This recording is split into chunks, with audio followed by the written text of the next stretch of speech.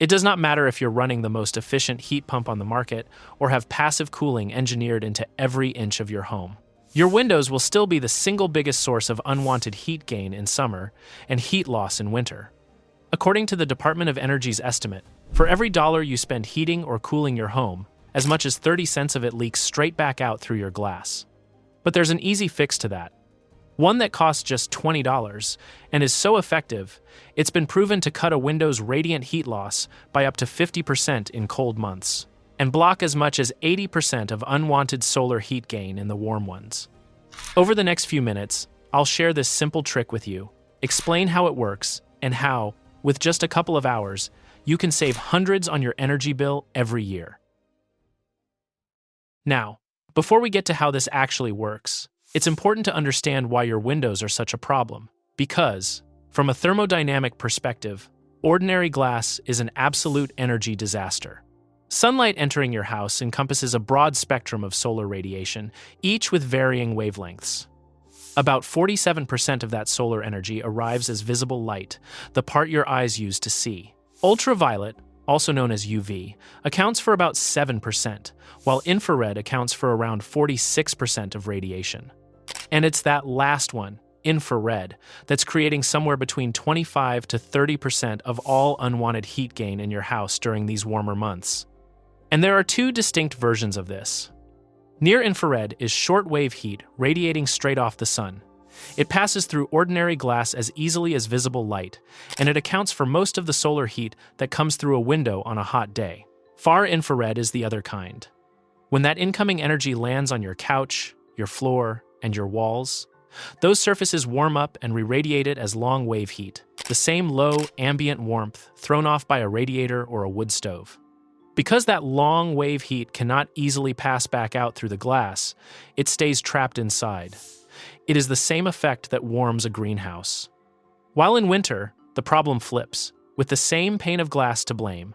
Your stove or furnace fills the room with that long-wave, radiant heat, and rather than reflecting it back to you, the glass absorbs it, conducts it through the pane, and releases it to the cold air outside. Engineers measure this tendency with a number called emissivity, a material's willingness to radiate heat away. A perfect mirror sits at 0, while plain window glass sits at 0.84, meaning it sheds 84% of the heat it absorbs straight into the night air. Engineers have been wrestling with this for a long time. Glass windows first appeared roughly 2,000 years ago in ancient Rome, and for the next 1,500 years, the technology barely changed. A single, fragile sheet of silica that leaked heat almost as fast as it let in light. The first real attempt to fix some of these arrived in 1930, when an American inventor named C.D. Haven patented a design he called thermopane. Understanding that still air is an excellent insulator, he sealed a pocket of dry air between two panes. Over the next 2 decades, that double-pane design became the residential standard, and it roughly halved the heat escaping through the glass. But it did nothing about the infrared radiation that caused unwanted heat gain. That problem went unsolved until the energy crises of the 1970s sent fuel prices climbing. During this energy crisis, a research program led by MIT and Lawrence Berkeley National Laboratory arrived at the same conclusion. By placing a thin layer of silver inside the glass, while invisible to the eye, it was a near-perfect mirror to long-wave heat. This was the birth of low-emissivity glass, although it had its limitations. The silver coating is delicate and tarnishes the moment it meets open air, so it had to be sealed inside a brand-new factory window, which is why, for decades, the only way to get it was to buy new glass. Even today, replacing a single window would cost roughly $2,200, making a full home replacement an exceedingly expensive venture. But what finally broke the technology out of the factory was a versatile version of that original idea, a durable polyester film carrying the same kind of microscopic metal layer built to survive on the room-side surface of glass you already own. The film allows visible light to pass through, keeping both your view and daylight, while long, slow, far infrared essentially hits a solid metal wall. While at the same time, this same reflective film allows the radiant heat sources from inside the house to bounce back into the room instead of leaking out. In the process, the glass's emissivity drops from 0.84 to as low as 0.2. The window stops being a drain and becomes a thermal mirror. It's clear to your eyes, but acts as a reflective mirror to heat. Low-E film was a breakthrough that revolutionized the management of unwanted heat gain in homes. While new low-E coated window panes are excellent engineering, their high price tag means payback periods can run anywhere between 13 and 40 years. A film, on the other hand, made this same technology exponentially cheaper. The film itself costs as little as $2 per square foot, which means you can treat an entire home for a couple of $100s. By dropping the glass emissivity, a good film cuts winter radiant heat loss by 30 to 40% and blocks more than 60% of summer solar gain. The Department of Energy, which ranks low-E film among its top-tier conservation measures, ties that to a 15 to 20% reduction in annual heating and cooling energy. So instead of decades, the payback period averages 1 to 3 years. And with a decent film, you get roughly 80% of the thermal benefit of a new window for about 5% of the cost. Compared to other alternatives, E-film is one of the cheapest, least-effort retrofits you can make. A heavy thermal curtain only works when it is drawn, which means trading away your daylight and your view for the insulation and losing it the moment you open it. A film sits on the glass and works in both directions, every hour of every day, holding heat in through winter, turning solar gain away through summer, without a single second of effort on your part. Now, before we discuss how to apply this to your home, there's something important we need to talk about, because getting it wrong can turn a $20 upgrade into an expensive mistake. Cheap, untested film can crack your glass through a fault called a thermal stress fracture. When glass absorbs solar heat, it expands, but the edges of the pane sit buried in the cold frame and stay contracted. Put a dark, heat-absorbing film on the wrong window, and the center can climb past 140 degrees Fahrenheit while the edges stay cold, and that gap in expansion concentrates stress along the perimeter until the glass splits. It is also why most window makers void the glass warranty the moment an aftermarket film goes on. The fix is simply to match the film to the glass.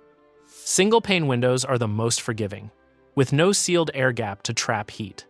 Standard double-pane windows are the most vulnerable, so they call for high-transmission, silver-sputtered low-E films that reflect heat rather than absorb it, avoiding dark, absorptive tints that absorb more than about 40% of the sunlight hitting it.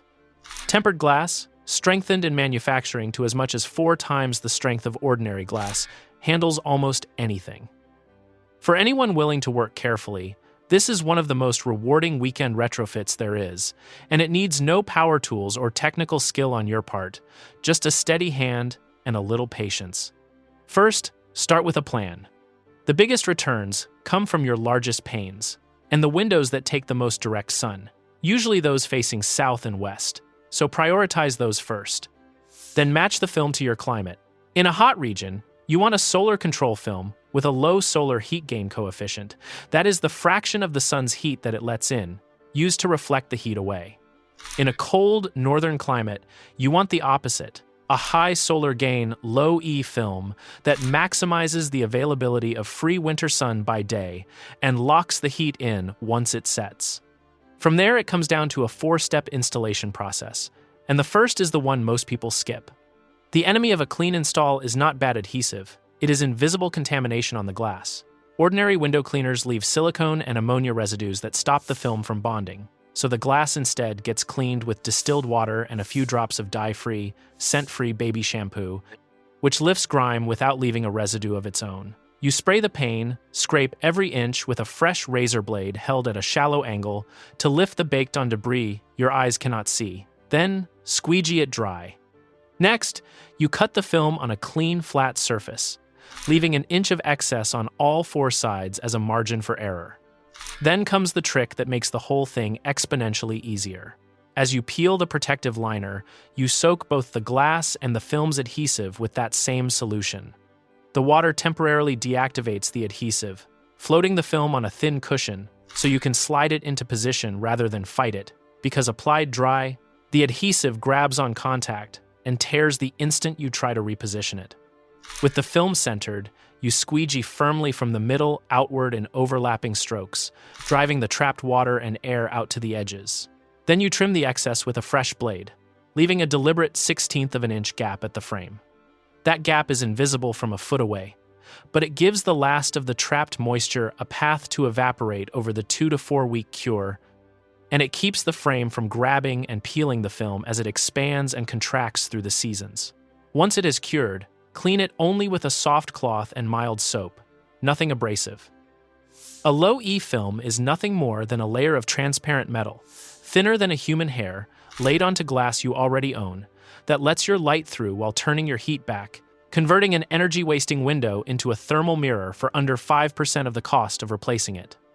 If you enjoyed this video and want to discover another low-cost trick to cooling your home, take a look at this video about ventilation here.